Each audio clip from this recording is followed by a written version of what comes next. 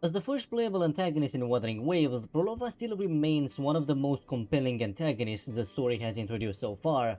Her tragedy and her connection to Rover made her one of the very few Fractious members who genuinely left a lasting impact on the audience. At the same time though, her introduction did not come without problems.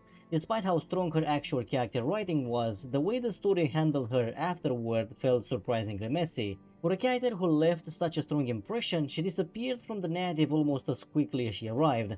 This is exactly why her return matters so much now, especially after the Grand Architect themselves confirmed that she is finally going to take center stage in the story again.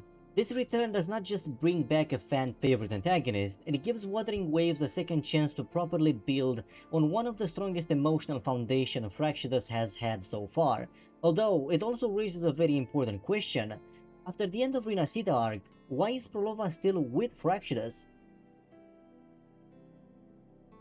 Out of every antagonist introduced in Wuthering Waves so far, Phrolova still feels like the most complete one, and I think the biggest reason for that is simple. She is the only antagonist the story fully allowed us to understand as a person before asking us to judge her as an enemy.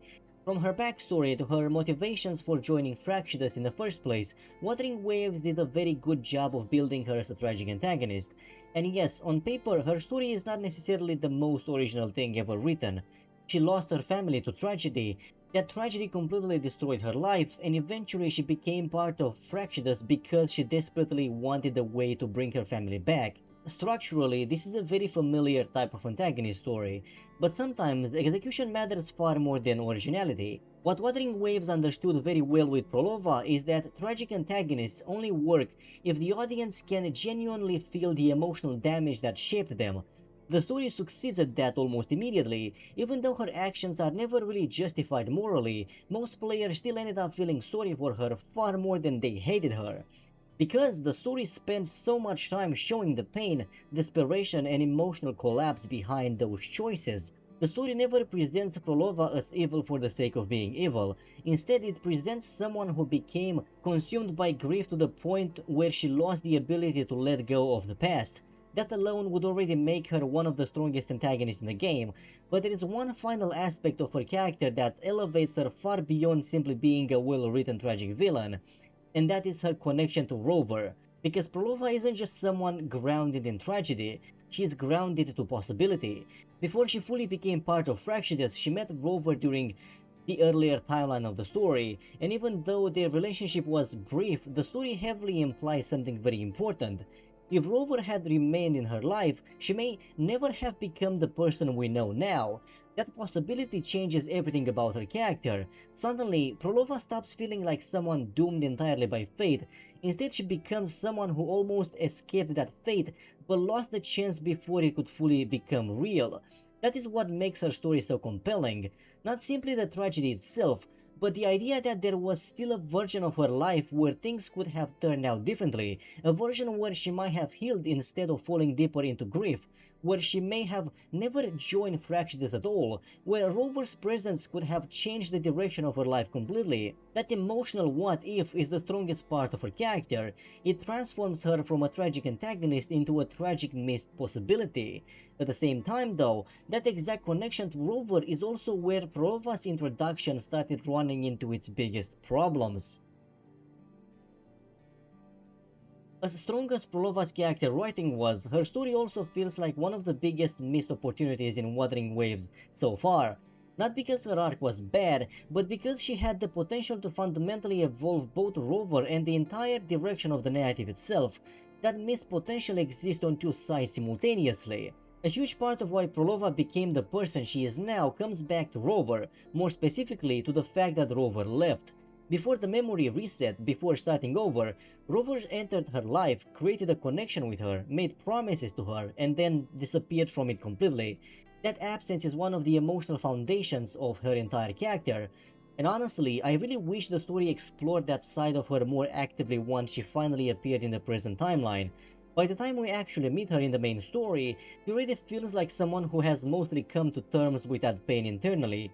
Now, that is not necessarily bad writing by itself, But emotionally, I think it removes one of the most compelling directions the story could have taken with her. Imagine if that wound had remained unresolved. Imagine if Phrolova had still actively carried bitterness, confusion, anger, or even emotional dependency towards Rover throughout her arc, not necessarily in a melodramatic way. Then suddenly, every interaction between them would have carried far more tension, every conversation would have felt unstable, every moment between them would have carried unresolved history underneath it. While we do see traces of that in the story, especially when she questions Rover and reflects on the past they shared, most of those moments happen after she already reached a level of internal acceptance regarding what happened between them. That changed their dynamic significantly. Instead of watching Phrolova actively struggle with that pain, in the present we mostly witness the aftermath of a struggle that already happened before the story even began. I think that is one of the biggest reasons her arc sometimes feels restrained, despite how strong the foundation itself was. At the same time, Frolova's story also feels like the perfect missed opportunity for Rover's own development. At that point in the narrative, Rover was still largely the same character they had been since the beginning of the game. Even though the story had already progressed significantly, very little about Rover's personality, worldview, or emotional state had truly evolved in a meaningful way yet. Frolova should have been the moment where that finally started changing. For the first time, Rover was confronted directly by the consequences of their old life and their past decisions, not through lore or exposition, but through an actual person whose life may have been completely altered by their absence. That should have shaken Rover far more than it did. We should have seen them question themselves more actively. We should have seen them struggle with the weight of what their decision to reset their memories may have caused. We should have seen the beginning of a more grounded and emotionally defined version of Rover emerge from that conflict. That connection with Phrolova had the potential to fundamentally reshape the protagonist. If that transformation had started there, the entire tone of the narrative moving forward could have evolved alongside it. Not necessarily into a completely different story, but into one where Rover's actions carried a much stronger personal perspective behind them from that point onward. Instead, once Prolova's arc ended, the story almost immediately moved forward, as if none of those revelations truly changed anything. To be honest, that felt extremely unnatural, even if the story did not want to fully commit to all the directions I personally would have loved to see. Rover still should have been affected more visibly by what happened. This was not some random side conflict, this was someone whose life may have been shaped permanently by Rover's disappearance. Yet after learning all of that, Rover barely questions it afterward. The story simply moves on. Now obviously you could argue that Plova's story was never truly finished to begin with, especially now that we know she is finally returning to the narrative. That is true, but that still does not fully excuse the way the original arc handled its aftermath.